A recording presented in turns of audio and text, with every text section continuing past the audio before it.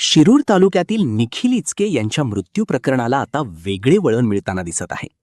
मृत निखिल इचके यांच्या वडिलांनी आपल्या मुलाच्या मृत्यूबाबत गंभीर संशय व्यक्त केला असून संपूर्ण प्रकरणाची सखोल चौकशी करण्याची मागणी केली आहे. या प्रकरणी पुणे प्रतिनिधी अर्जुन शेळके यांनी मृत निखिल इचके यांचे वडील संदीप इचके यांच्याशी बातचीत केली. यावेळी त्यांनी अनेक धक्कादायक बाबींवर भाष्य केले. संदीप इचके यांनी सांगितले की आपल्या मुलाच्या मृत्यूमागे काहीतरी वेगळे कारण असू शकते असा त्यांना संशय आहे. तसेच या संपूर्ण प्रकरणाची निष्पक्ष आणि सखोल चौकशी व्हावी अशी मागणी त्यांनी प्रशासनाकडे केली आहे.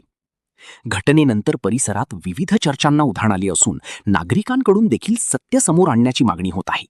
पोलिसांकडून या प्रकरणाचा तपास सुरू असल्याची माहिती मिळत आहे.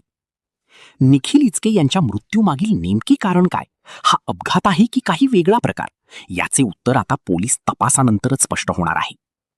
अशाच अपडेटसाठी डेली लोकन्याय संघर्षला सबस्क्राईब करा. व्हिडिओला लाईक आणि शेअर करायला विसरू नका.